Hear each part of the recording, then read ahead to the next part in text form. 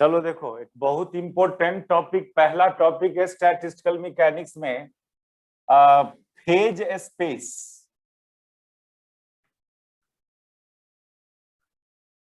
और इसी के अंदर आ जाएगा हम लोग का दो फेज स्पेस पढ़ेंगे, एक mu space and tau space. इस टॉ स्पेस का एक और नाम गामा स्पेस। इसको म्यू स्पेस बोला, ये गामा स्पेस, टॉ स्पेस को। तो ये सब टर्म क्या है, स्टार्टिंग यहीं से आपका जो सिलेबस का स्टार्टिंग है वो इसी टॉपिक से स्टार्ट है।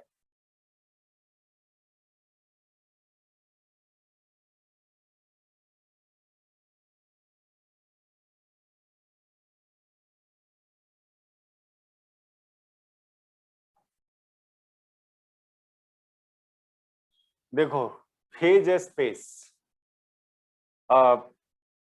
जैसा हम लोग पिछले क्लास बात किया था, दो टाइप का सिस्टम डिफाइन करते करते हो, statistical static system and dynamical system. और जो स्टैटिक सिस्टम होगा उसके अंदर जो मोलिक्यूल्स होगा, पार्टिकल्स होगा, वो रेस्ट में होगा। तो उस तरह के सिस्टम का माइक्रोस्कोपिक इंफॉर्मेशन जो होगा वो ओनली उस पार्टिकल्स का पोजीशंस, एक होता है microscopic state of system. Microscopic state यानी पार्टिकल्स है सिस्टम में, तो कौन पार्टिकल कहां पर है, ओनली उस पार्टिकल के पोजीशन से उसका माइक्रोस्कोपिक स्टेट बतलाया जाएगा कि कौन पार्टिकल कहां पर सिचुएटेड है। उस सिस्टम का कॉन्फ़िगरेशन को ओनली पोजीशन से डिफाइन किया जाएगा। देखो, और यदि डायनामिकल सिस्टम होगा तो उस सिस्टम का माइक्रोस्कोपिक स्टेट, सिस्टम का माइक्रोस्कोपिक स्टेट मतलब क्या होता है।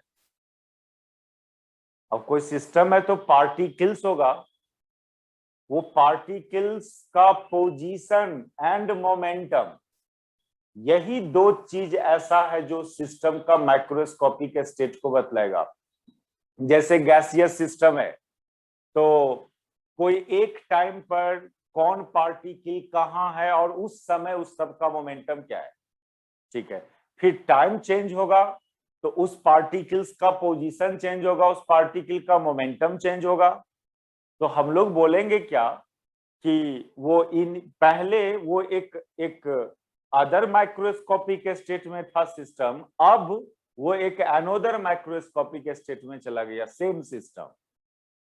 जैसे मान लो रूम के अंदर 4-5 आदमी है, कोई उस कॉर्नर में, कोई उस कॉर्नर में, कोई बीच में है, ठीक है। कोई ये एक टाइम पर, अब उसको उसका पोजीशंस को चेंज कर दो, कोई अदर टाइम पर उसका पोजीशन चेंज हो गया, यदि वो मोशन में है, सारे आदमी मोशन में है यदि, तो कोई एक टाइम पर कौन कहां पर था वो देख लिया, उसका फोटो खींच लिया आप, तो वो एक माइक्रोस्कोपिक स्टेट हुआ उस सिस्टम का। फिर दूसरे टाइम पर फोटो खींचोगे तो उसका पोजीशंस अलग नजर आएगा, यानी उस टाइम पर आपका सिस्टम एक अनोदर माइक्रोस्कोपिक स्टेट में है, ठीक है। पहली बात, सिस्टम, आपको स्टैटिस्टिकल मैकेनिक्स में ऐसा सिस्टम को डिस्कस करना है, डील करना है जो लार्ज नंबर ऑफ पार्टिकल का सिस्टम हो। फिर हम लोग बोले कि वो दो टाइप का होगा, स्टैटिक और डायनामिक। पहले स्टैटिक सिस्टम की बात करें हम लोग, तो सिस्टम जिसका पार्टिकल्स ऑलवेज रेस्ट में है, तो रेस्ट में है, दैट इज वो इक्विलिब्रियम है, सिस्टम आपका इक्विलिब्रियम में है। तो कौन पार्टिकल कहां पर है ये बता देते हो आप, यानी उस सिस्टम के अंदर का सभी पार्टिकल का पोजीशन बतला देते हो, दैट इज आप उस सिस्टम का माइक्रोस्कोपिक स्टेट को डिस्कस कर दिया उस टाइम पर। हालांकि पार्टिकल रेस्ट में है, कोई भी टाइम पर उसका पोजीशन पता करेंगे तो सेम होगा, यानी आपका सिस्टम ऑल टाइम पर सेम माइक्रोस्कोपिक स्टेट में कहलाएगा। ये वर्ड का सेंटेंस, ये सब चैप्टर का अपना एक लैंग्वेज होता है। तो पहला जो पॉइंट हम लोग को, ये स्पेस सब क्या है इसको डिफाइन करना, इसी के लिए बैकग्राउंड तैयार कर रहे हैं। उससे पहले आप ये समझें कि सिस्टम का माइक्रोस्कोपिक स्टेट क्या चीज है। माइक्रोस्कोपिक स्टेट ऑफ सिस्टम, ये समझ रहे हैं हम लोग। सिस्टम है, उसके अंदर बहुत सारे पार्टिकल्स है। यदि वो सिस्टम स्टैटिक सिस्टम होगा तो उस सभी पार्टिकल्स का पोजीशंस जो होगा वो यदि आप बतला रहे हो, दैट इज आप उस सिस्टम का माइक्रोस्कोपिक स्टेट बतलाया। और ऑल टाइम पर पार्टिकल्स वहीं पर है। स्टैटिक सिस्टम है तो पार्टिकल का पोजीशन चेंज नहीं कर रहा है। तो हम लोग रीड करेंगे, बोलेंगे इसको ऐसे कि system is in same microscopic state at all time. अब आ जाओ, डायनामिक सिस्टम का माइक्रोस्कोपिक स्टेट क्या होता है। डायनामिक सिस्टम होगा जैसे गैसियस सिस्टम, डायनामिक सिस्टम मतलब उसका जो पार्टिकल है सिस्टम के अंदर, उसका पोजीशंस भी चेंज करता है, मोमेंटम भी चेंज करता है। ये पोजीशन एंड मोमेंटम या वेलोसिटी, ये उस सिस्टम का, उस डायनामिकल सिस्टम का माइक्रोस्कोपिक स्टेट को डिसाइड करेगा। स्टैटिक सिस्टम के लिए ओनली पोजीशंस जो है वो माइक्रोस्कोपिक स्टेट डिफाइन करता है, जबकि डायनामिकल सिस्टम में पार्टिकल्स का पोजीशन एंड मोमेंटम ये दोनों मिलके उस सिस्टम का माइक्रोस्कोपिक स्टेट डिफाइन करेगा। तो कोई एक टाइम पर क्या कॉन्फ़िगरेशन था, कौन पार्टिकल कहां था, क्या मोमेंटम था, फिर तो वो एक माइक्रोस्कोपिक स्टेट कहलाया उस टाइम पर का माइक्रोस्कोपिक स्टेट। मान लो 2 बजे आप सभी पार्टिकल्स का पोजीशन और सभी का मोमेंटम्स लिख रहे हो, वो 2 बजे आपका सिस्टम उस माइक्रोस्कोपिक स्टेट में था। फिर अलग टाइम पर जाएंगे तो पार्टिकल्स का पोजीशन चेंज किया हुआ मिलेगा, उस सब पार्टिकल का मोमेंटम चेंज किया हुआ मिलेगा। तो इसको रीड करना कि हमारा system goes on another microscopic state. Micro क्यों बोल रहे हैं, माइक्रो क्यों बोल रहे हैं? ये पोजीशन मेजर किया नहीं जा सकता है, बस इमेजिन कर रहे हैं हम लोग, मोमेंटम मेजर कर नहीं सकते हो आप। माइक्रोस्कोपिक, बस सोच रहे हैं। सिस्टम का configuration time to time change करते रहता है।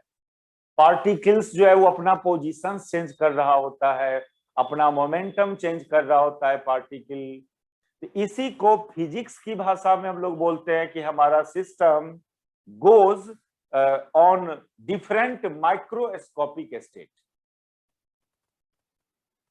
बाहर से आपको सब कुछ सेम नजर आएगा, बाहर से ऑलवेज सिलेंडर, मान लो सिलेंडर में गैस है तो उसका temperature, pressure, volume, total number of particles, ये सब एक्सटर्नल फैक्टर आपको कांस्टेंट नजर आएगा।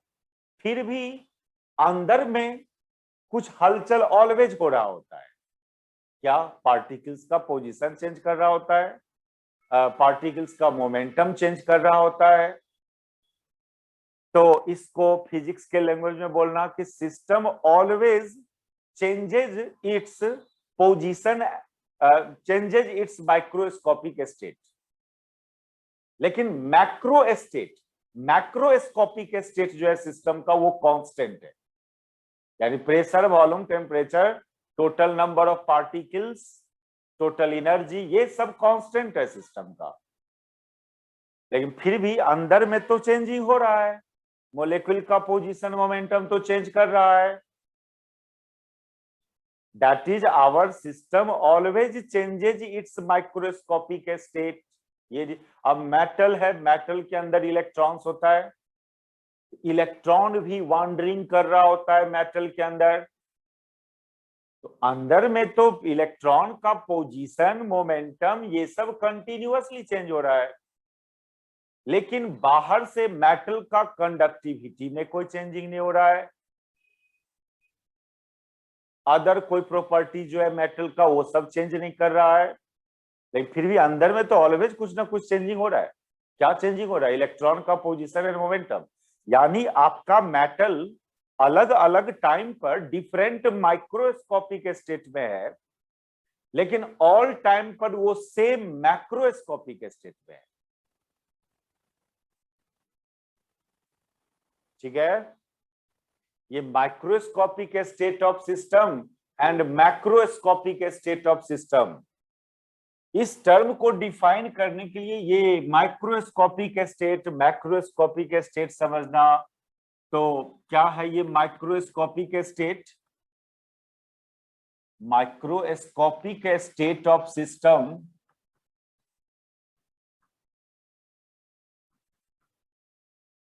सिस्टम की बात किया तो दो टाइप का, static system and dynamic system. For a static system, for a static system, only positions of particle specify the microscopic state of system.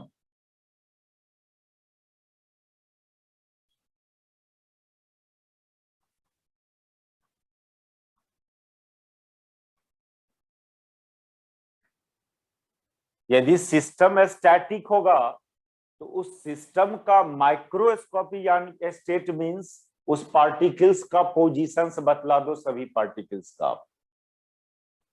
ये यदि बतला दिया, जो संभव नहीं है, इमेजिन कर रहे हैं हम लोग, नाम ही दे रहे हैं माइक्रोस्कोपिक, क्या है पोजीशन पार्टिकल्स का पता नहीं। लेकिन यदि हम लोग थ्योरेटिकली बात करें कि सभी पार्टिकल्स का पोजीशंस बता दे रहे हो, दैट इज आप उस सिस्टम का माइक्रोस्कोपिक स्टेट को डिस्कस कर दिया कि ये पार्टिकल यहाँ है, ये यहाँ है। सिस्टम के अंदर पार्टिकल्स है, बहुत सारे पार्टिकल्स है, उसका क्या बताओगे? पार्टिकल का लोग क्या बताएगा? Position and momentum. यदि स्टैटिक सिस्टम होगा तो ओनली आप पार्टिकल का पोजीशंस बतलाओगे। सिलेंडर के अंदर बहुत सारे मॉलिक्यूल है, कौन मॉलिक्यूल कहाँ है, नहीं है, ये बताओ आप। ये एक माइक्रोस्कोपिक स्टेट हुआ, और मोमेंटम भी बतला दे रहे हो आप पार्टिकल का, ये दूसरा माइक्रोस्कोपिक। दोनों मिलके, पोजीशन एंड मोमेंटम मिलके सिस्टम का माइक्रोस्कोपिक स्टेट को डिफाइन करता है।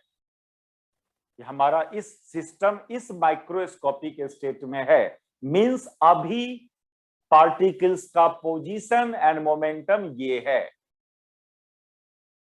ठीक है? तो स्टैटिक सिस्टम में ओनली पार्टिकल्स का पोजीशंस बतलाना है, वो उस सिस्टम का माइक्रोस्कोपिक स्टेट को बतलाएगा। Only position of particle specify the microscopic state of system. while for dynamic system position and momentum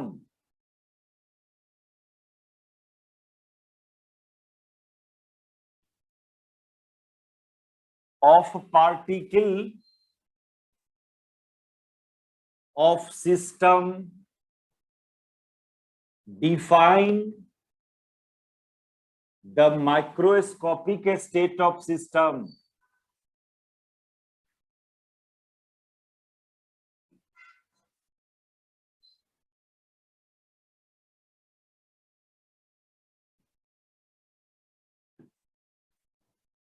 कोई सिस्टम का डायनामिकल बिहेवियर्स को जानने के लिए उसके अंदर सिस्टम, मान लो अभी तो स्टार्टिंग में गैसियस सिस्टम को लेना है पहला चैप्टर में आपको, अब बाद में फिर मेटल के लिए, फिर रेडिएशन के लिए अप्लाई करेंगे।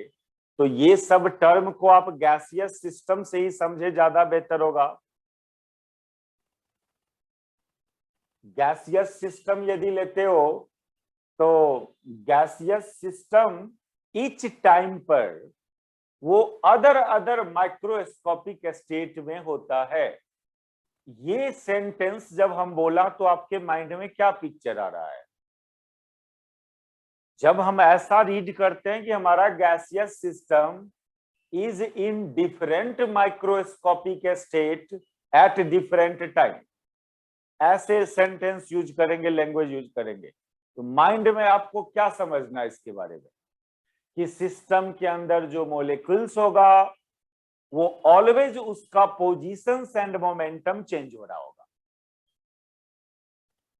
ठीक है,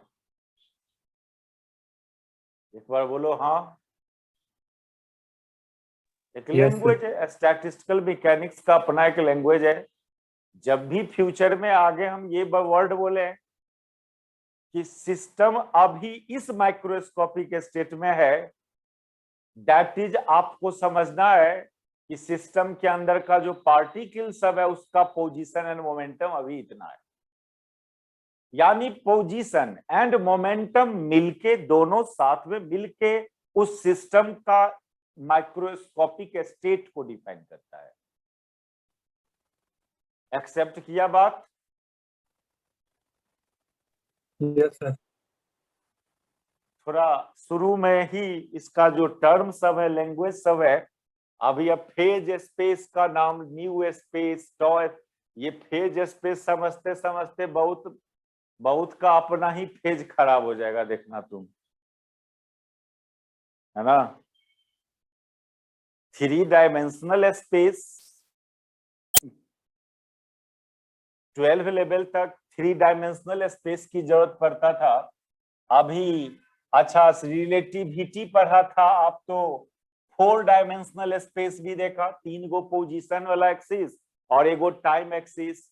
अभी तो हम लोग को 6 डायमेंशनल स्पेस की बात करेंगे, फिर 6 n dimensional space where n is equal to number of molecules in inside container, gaseous molecule. अब समझो कितना लार्ज होगा।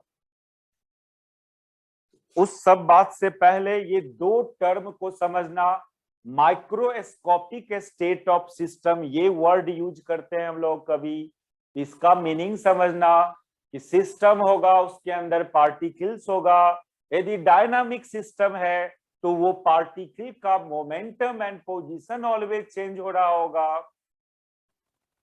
तो किसी टाइम पर उस पार्टिकल्स का मोमेंट, पोजीशन एंड मोमेंटम बतला देना, दैट इज उस सिस्टम का उस टाइम पर का माइक्रोस्कोपिक स्टेट बतला देना। और डायनामिक सिस्टम में ऑलवेज पार्टिकल्स अपना पोजीशन चेंज कर रहा होता है, अपना मोमेंटम चेंज कर रहा होता है, यानी आपका system always different microscopic state में जा रहा होता है।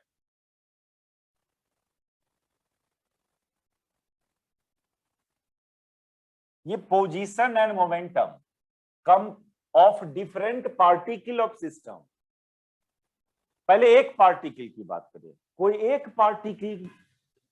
पार्टिकल है, वो किस माइक्रोस्कोपिक स्टेट में है, तो आप उस पार्टिकल का पोजीशन और मोमेंटम बतला दो उस टाइम पर, बोलेंगे ये पार्टिकल इस माइक्रोस्कोपिक स्टेट में है।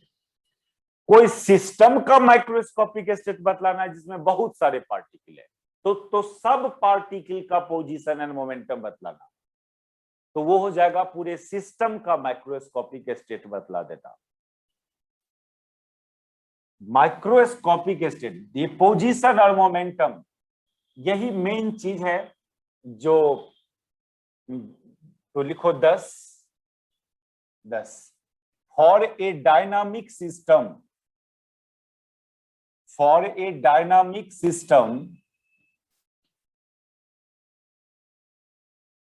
position and momentum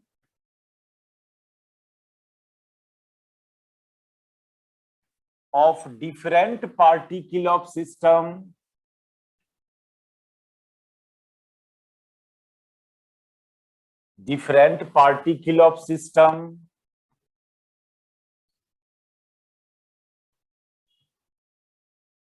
gives the microscopic state of that system.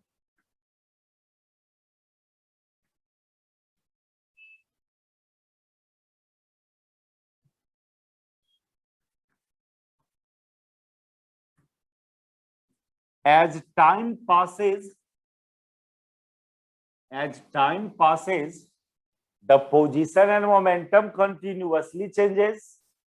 It means that our system always changes its microscopic state. क्योंकि पोजीशन और मोमेंटम चेंज हो रहा है कंटिन्यूअसली, और पोजीशन और मोमेंटम ही से ही आप उस सिस्टम का माइक्रोस्कोपिक स्टेट डिफाइन कर रहे हो।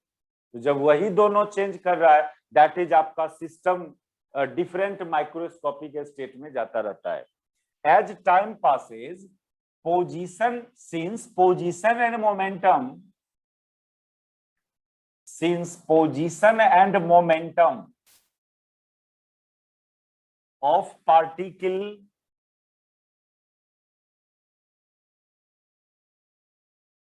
changes, hence we can say that our system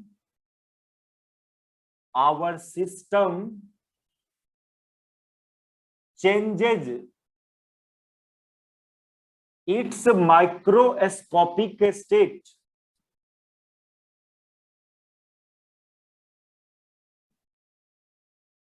Its microscopic state continuously.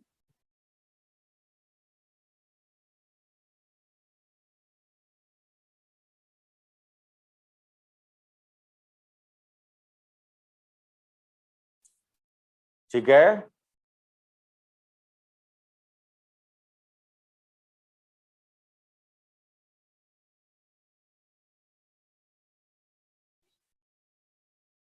System का पार्टिकल अपना पोजीशन मोमेंटम को कंटिन्यूअसली चेंज कर रहा होता है।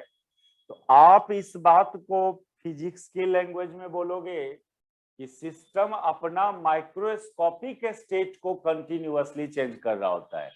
हो सकता है सिस्टम का जो मैक्रोस्कोपिक स्टेट है वो भी चेंज करे, या वो कांस्टेंट भी हो सकता है। देखो, सिलेंडर का प्रेशर इट में भी पॉसिबल चेंज नहीं कर रहा हो, कांस्टेंट प्रेशर हो। टेम्परेचर सिलेंडर का वो भी चेंज कोई जरूरी नहीं कर रहा हो। Volume, total number of molecules, ये सब क्वांटिटी को मैक्रोस्कोपिक स्टेट बोलेंगे सिस्टम का। ये सब में चेंजिंग हो भी सकता है, नहीं भी हो सकता है, लेकिन सिस्टम का माइक्रोस्कोपिक स्टेट ऑलवेज चेंज करेगा। यदि डायनामिकल सिस्टम है तो, गैसियस सिस्टम डायनामिकल सिस्टम है, आप उसके अंदर के मोलिक्यूल्स को का पोजीशन और मोमेंटम चेंज करना ये तो होगा ही होगा। भले ही टेम्परेचर सिलेंडर का चेंज नहीं भी कर सकता है, यानी सिस्टम का मैक्रोस्कोपिक स्टेट में चेंजिंग हो भी सकता है, नहीं भी हो सकता है, बट सिस्टम का माइक्रोस्कोपिक स्टेट इच अलग अलग टाइम पर अलग अलग होगा, इच टाइम पर डिफरेंट होगा।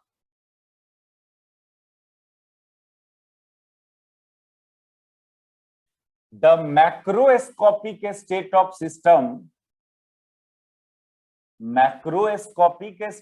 system, such as ब्रैकेट में लिख दो प्रेशर।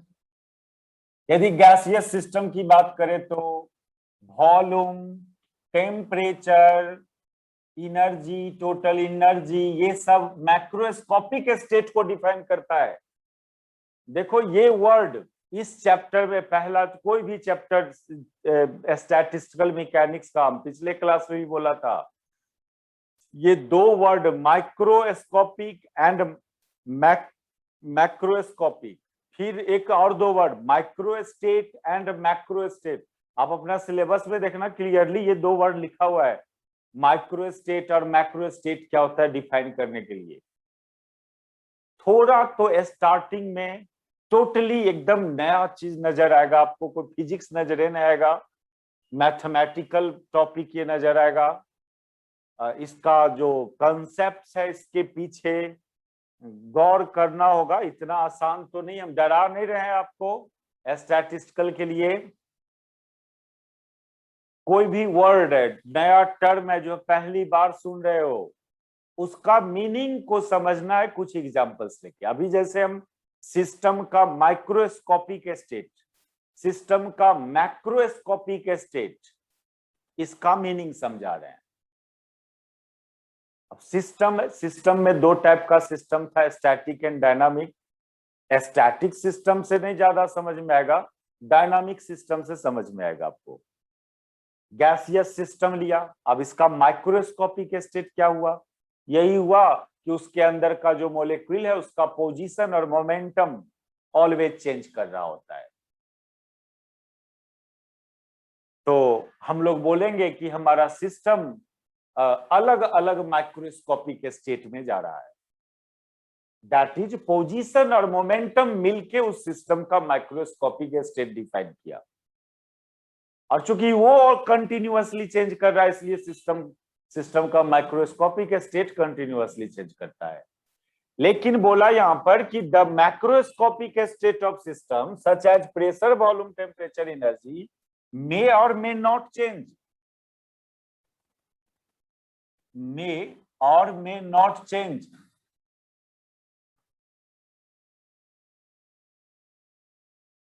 यदि सिस्टम इक्विलिब्रियम में होगा तो प्रेशर कांस्टेंट होगा सिस्टम का, टेम्परेचर कांस्टेंट, वॉल्यूम कांस्टेंट, ये सब कांस्टेंट बोलेंगे सिस्टम मेरा इक्विलिब्रियम में है। उस केस में मैक्रोस्कोपिक स्टेट में कोई भी मैक्रोस्कोपिक स्टेट में चेंजिंग नहीं होगा, लेकिन माइक्रोस्कोपिक स्टेट ऑलवेज चेंज करते रहेगा। पोजीशन मोमेंटम पर कंट्रोल नहीं कर सकते हो मॉलिक्यूल के पोजीशन मोमेंटम पर, भले ही बाहर से टेम्परेचर सिलेंडर का कांस्टेंट रहे। तो when system will be in equilibrium,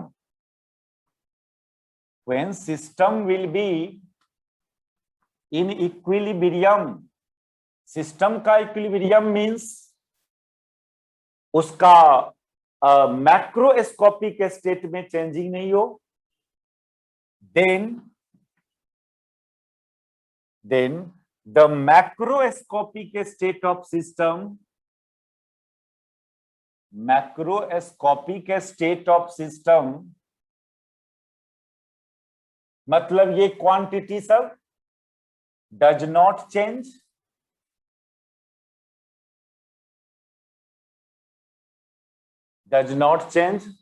but microscopic state of system changes continuously.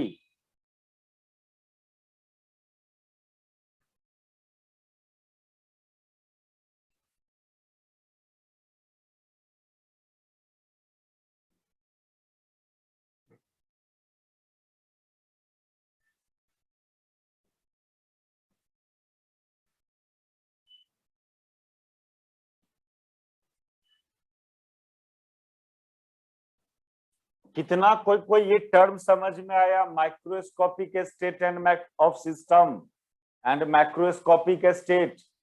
Microscopic state all time पर चेंज करते रहेगा, मैक्रोस्कोपिक स्टेट चेंज कर भी सकता है, नहीं भी कर सकता है।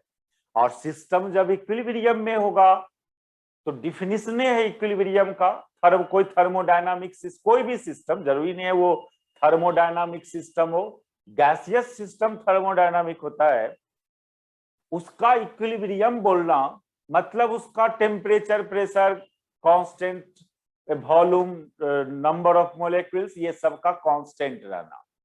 इस सब का कांस्टेंसी रहने के बावजूद भी उसके अंदर जो मॉलिक्यूल्स है उसका मोमेंटम पोजीशन ऑलवेज चेंज करेगा। थोड़ा बहुत भी आइडिया आया इस दोनों वर्ड के बारे में? कुछ पूछना है किसी को, कुछ डिस्कस करना है इसके बारे में?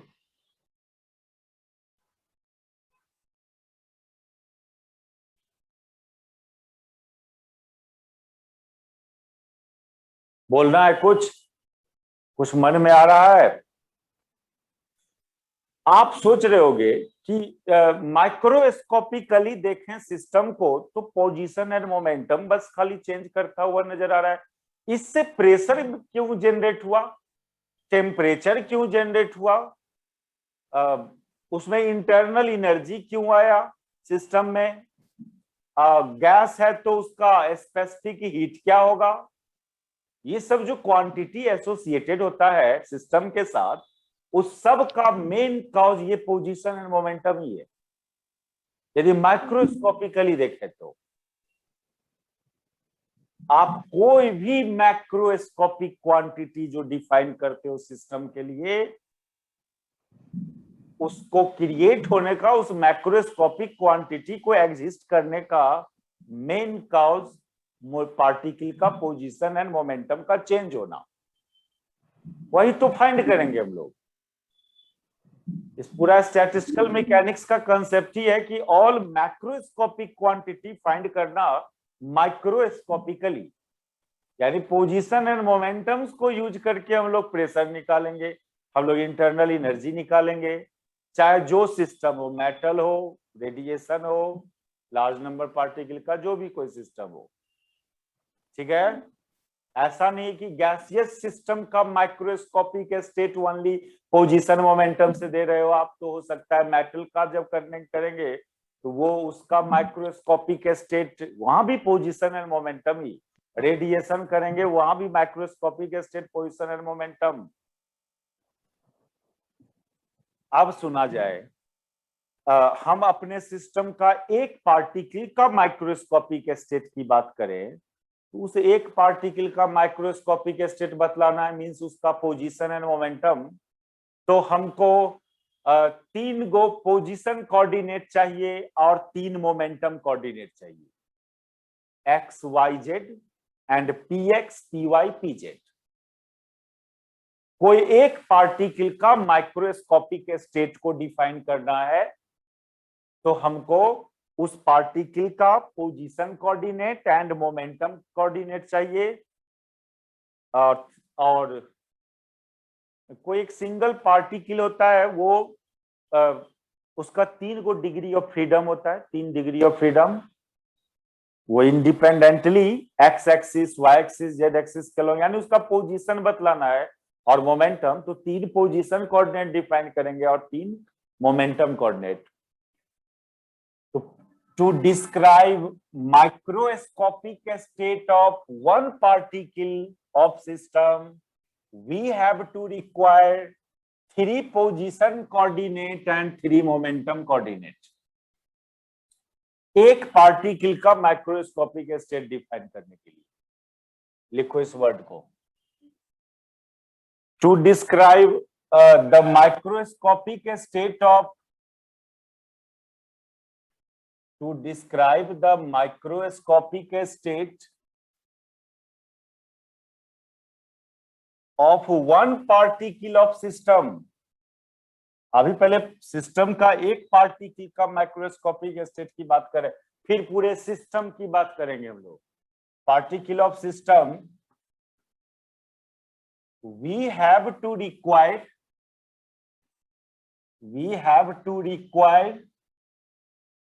3 पोजीशन कोऑर्डिनेट। ये बात तो फिक्स कर लो माइंड में कि जब भी माइक्रोस्कोपिक स्टेट बोला किसी का भी, चाहे वो सिस्टम का हो या सिस्टम के एक पार्टिकल का हो, तो उसका पोजीशन एंड मोमेंटम बतलाना है। we have required 3 position coordinate। 3 position coordinate कौन कौन, एक्स वाई जेड, ब्रैकेट में लिख लो X Y Z, and 3 momentum coordinate.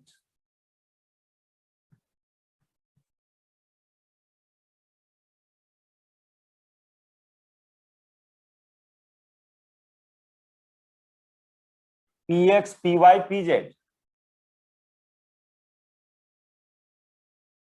Position और मोमेंटम दोनों मिलके माइक्रोस्कोपिक स्टेट डिफाइन करता है। तो पोजीशन की बात किया तो 3 पोजीशन कोऑर्डिनेट आएगा, x Y Z, and 3 momentum. यानी कोई एक पार्टिकल का माइक्रोस्कोपिक स्टेट डिफाइन करना है तो टोटल 6 कोऑर्डिनेट्स की जरूरत पड़ा, 3 position coordinate and 3 momentum coordinate. Hence, या 10 लिखो, 10 total 6 coordinates. 6 coordinates are required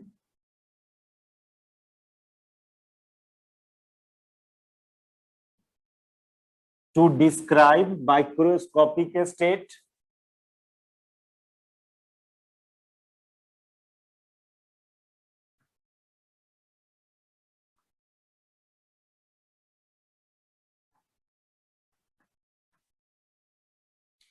of one particle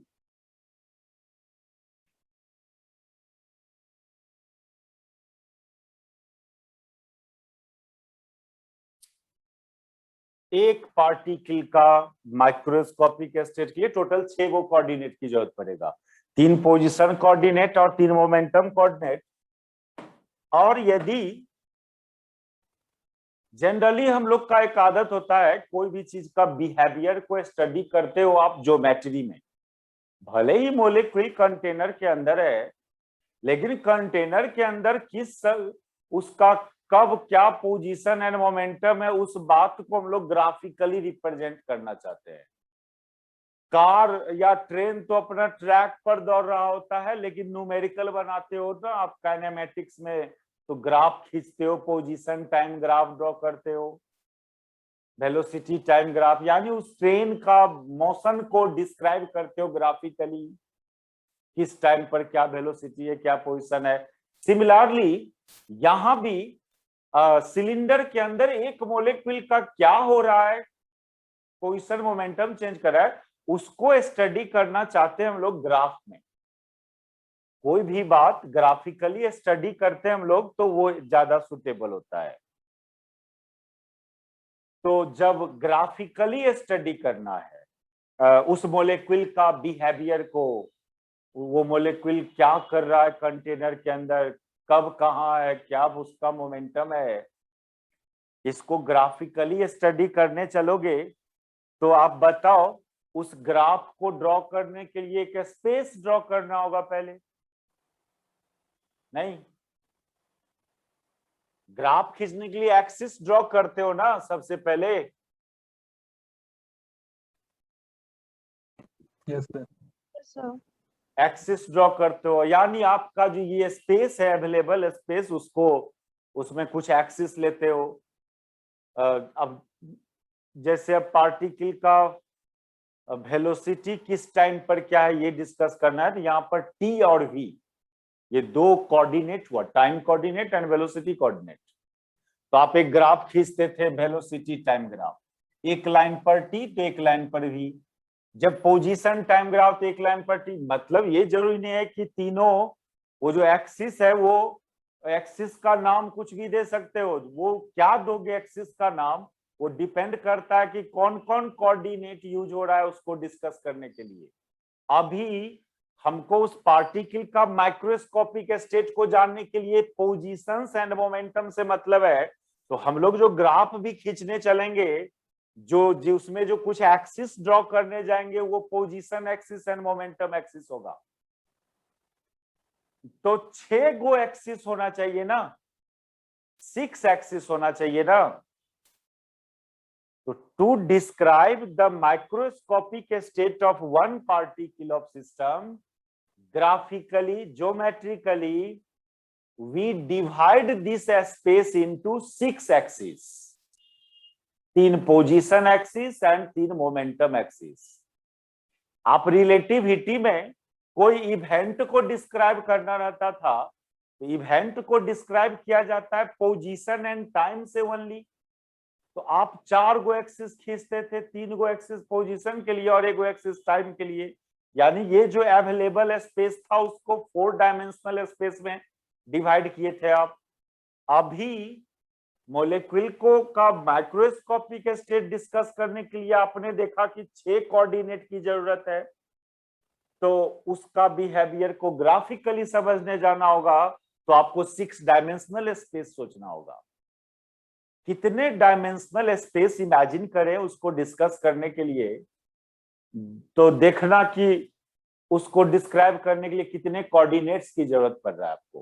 coordinates मतलब ऑलवेज पोजीशन मत समझना, मोमेंटम भी एक कोऑर्डिनेट्स हुआ, टाइम भी एक कोऑर्डिनेट हुआ, वेलोसिटी भी कोऑर्डिनेट होता है। कोऑर्डिनेट का डिफिनीशन क्या?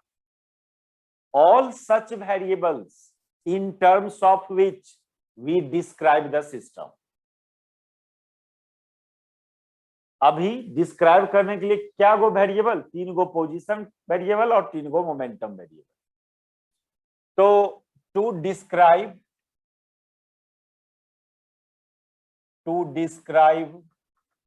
the microscopic state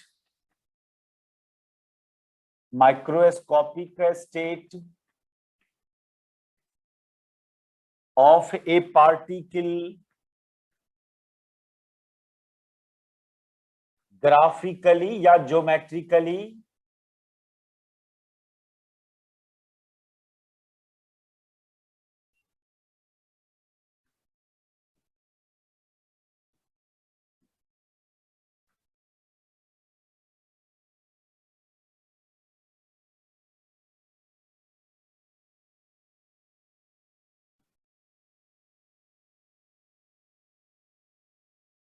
we have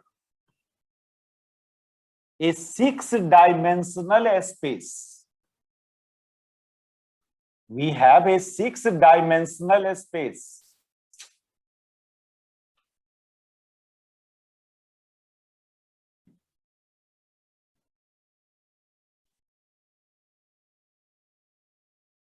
Six-dimensional space containing 3 position axes and 3 momentum axes.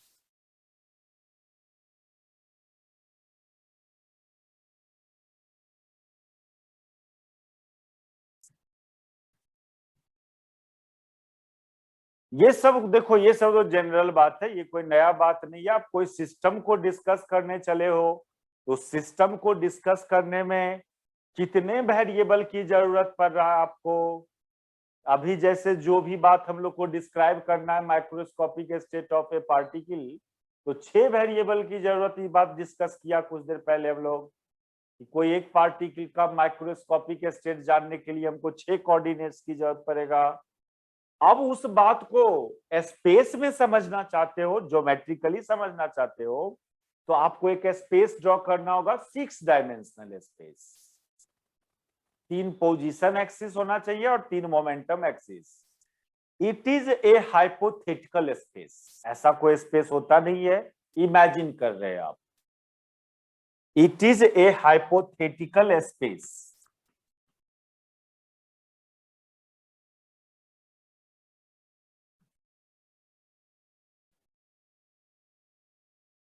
इसी को बोलते हैं phase space.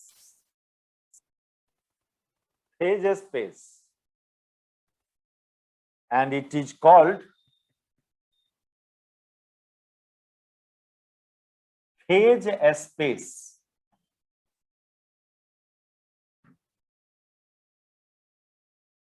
Finally, to describe microscopic state of a particle, we have to draw a 6-dimensional space containing 3 position axes and 3 momentum axes called phase space. ठीक है? क्यों? क्योंकि एक particle का माइक्रोस्कोपिक स्टेट के लिए 3 गो पोजीशन चाहिए कोऑर्डिनेट और 3 गो मोमेंटम कोऑर्डिनेट चाहिए। इसलिए ग्राफिकली समझना है उसके बिहेवियर को, उस पार्टिकल का बिहेवियर को, तो आपको 6-डायमेंशनल स्पेस ड्रॉ करना होगा। तो 10 phase space is the combination of momentum, position space and momentum space. Phase space is the combination of position space and momentum space. अब ये देखो क्या बोल दिया, चलिए थोड़ा दिखाते हैं सब बात को। क्या कुछ आइडिया आ रहा है, क्या बोल रहे हैं हम लोग?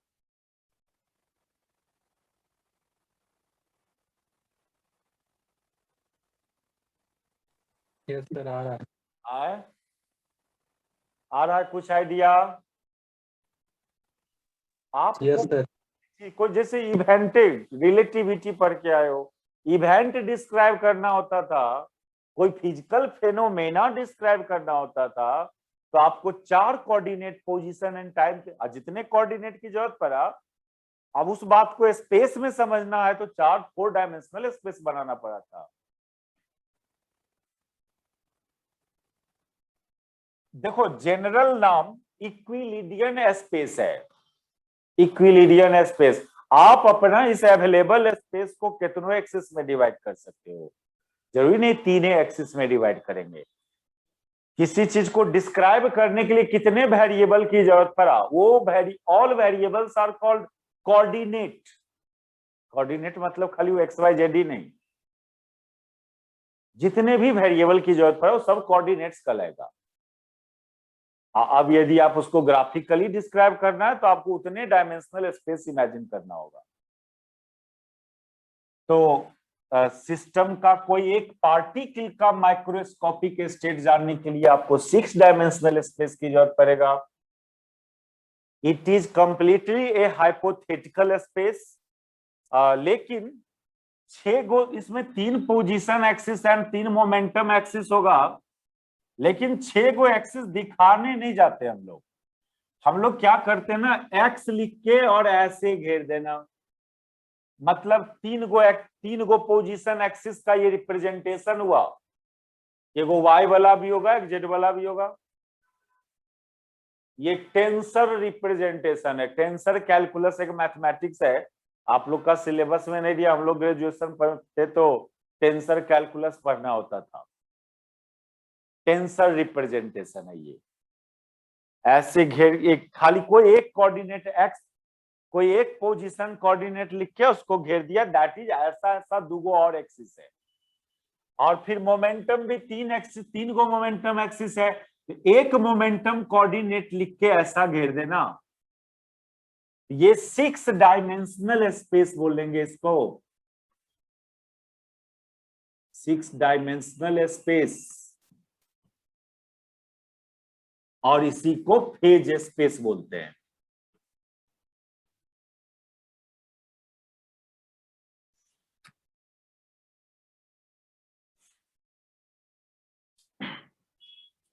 क्या बोला इसके बारे में? It is the combination of position space and momentum space. देखो यदि 3 एक्सिस लेते हो आप, एक्स वाई जेड, इसको तो बोलेंगे ये 3 डायमेंशनल स्पेस, ये 3 डायमेंशनल स्पेस है,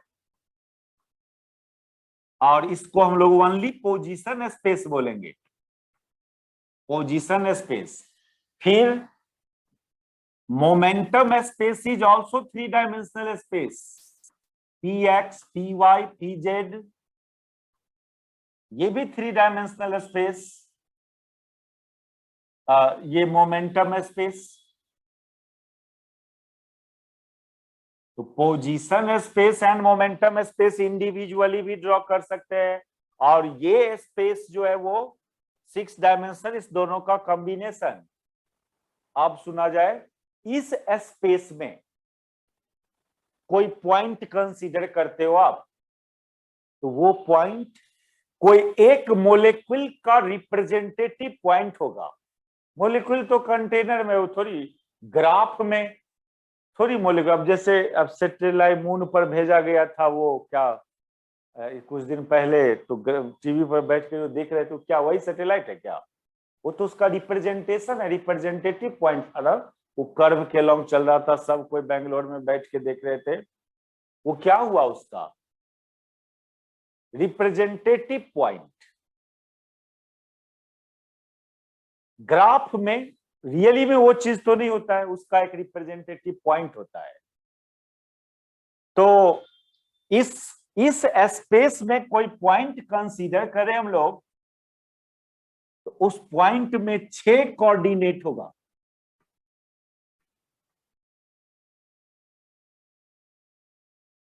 6 कोऑर्डिनेट होगा उस पॉइंट में, and this point is called representative point या phase point of that molecule inside container. उधर मोलेक्यूल कंटेनर में इधर उधर जाएगा तो इस स्पेस में ये जो पॉइंट है ये भी अपना पोजीशन चेंज करेगा। इसको मोलेक्यूल मत समझ लेना इस पॉइंट को। ये क्या सिलेंडर ड्रॉ किए हम लोग? रिप्रेजेंटेटिव पॉइंट, वहां पर सिलेंडर के अंदर मोलेक्यूल में क्या हलचल हुआ उसके अकॉर्डिंग ये पॉइंट यहां पर अपना पोजीशंस को चेंज करेगा इस 6 डायमेंशनल स्पेस में। This point is called phase point या रिप्रेजेंटेटिव पॉइंट। रिप्रेजेंटेटिव वर्ड क्यों यूज कर रहे हैं? क्योंकि वो मोलेक्यूल जो कंटेनर के अंदर है उसका बिहेवियर को ये बतलाएगा। यहाँ वो मोलेक्यूल अपना पोजीशन चेंज करेगा तो ये पॉइंट यहां पर अपना पोजीशन को चेंज करेगा। ये सब ड्रॉ कर लिया? Yes, sir. If we take a point in phase space,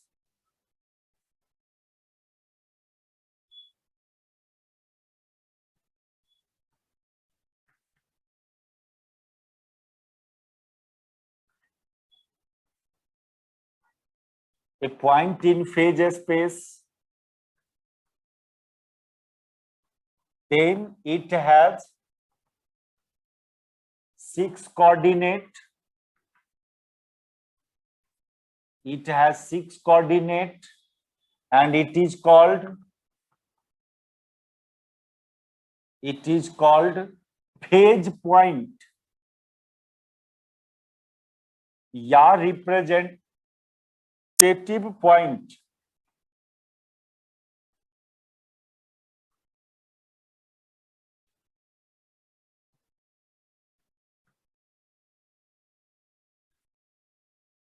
phase point और representative point.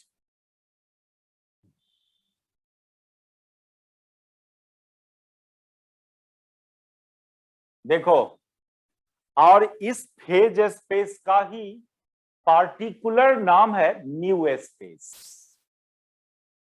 In general phase space बोला गया इसको। फेज मतलब फेज पॉइंट अपना पोजीशन मोमेंटम चेंज करता है, वो अपना ऐसे बोलेंगे वो अपना फेज को चेंज करता है। फेज चेंज करना मतलब सॉलिड से गैस, गैस से लिक्विड, यही खाली नहीं, पोजीशन मोमेंटम चेंज करना भी एक तरह से बोलेंगे कि स्टेट में चेंजिंग हो रहा है, फेज में चेंजिंग होना। पार्टिकुलरली, ये तो जनरल नाम हुआ फेज स्पेस इसका, and particularly it is called new space. This 6 dimensional phase space is also called new space. क्योंकि बाद में अभी एगो टॉ स्पेस डिफाइन करेंगे, वो भी फेज स्पेस है, वो भी फेज स्पेस ही है, लेकिन फिर उसका एक पार्टिकुलर नाम होगा टॉ स्पेस। तो फेज स्पेस भी बहुत टाइप का होता है। अब उसमें एक पार्टिकल या ये नंबर ऑफ पार्टिकल के लिए यूज कर रहे हैं तो उसको म्यू स्पेस बोलते हैं। लिखो, this phase space is particularly called mu space.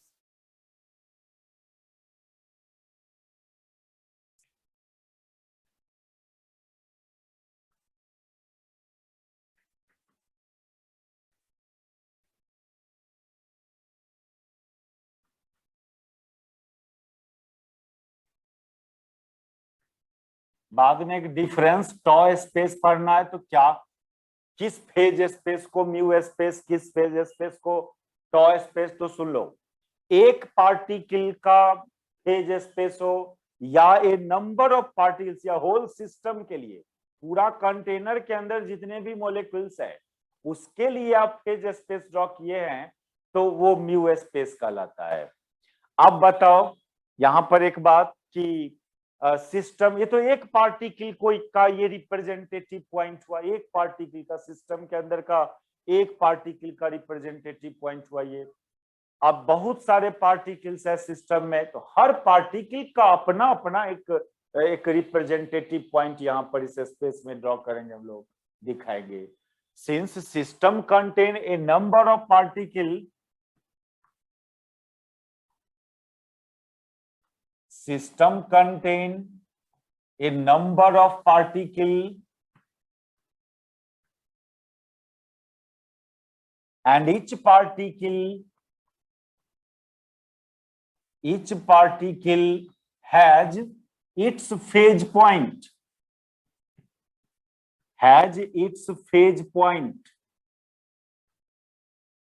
in mu space। यानी इस म्यू स्पेस में बहुत सारे फेज पॉइंट्स दिखाना होगा आपको, बहुत सारा फेज पॉइंट्स दिखाना होगा, क्योंकि बहुत सारे पार्टिकल्स है। तो क्या करोगे, इस पार्टिकल का position coordinate x1 y1 z1, इसका momentum coordinate px1 py1 pz1, फिर इसका x2 y2 z2 px2 py2 pz2, यानी बहुत सारे फेज पॉइंट है इस न्यू स्पेस में, क्योंकि कंटेनर के अंदर ये हुआ phase space of whole system. अब एक पार्टिकल का के लिए फेज स्पेस नहीं रहा, ये phase space of whole system. पूरे सिस्टम का माइक्रोस्कोपिक स्टेट यदि बतलाना है तो उसके हर पार्टिकल का माइक्रोस्कोपिक स्टेट बतला दो, वो हर पार्टिकल का उस समय क्या पोजीशन एंड मोमेंटम है उसको बतला दो, दैट इज वो पूरे सिस्टम का माइक्रोस्कोपिक स्टेट बतलाया। तो यदि आप होल सिस्टम का माइक्रोस्कोपिक स्टेट बतलाना चाहते हैं तो हर पार्टिकल का अपना अपना फेज पॉइंट यहां पर दिखाना होगा।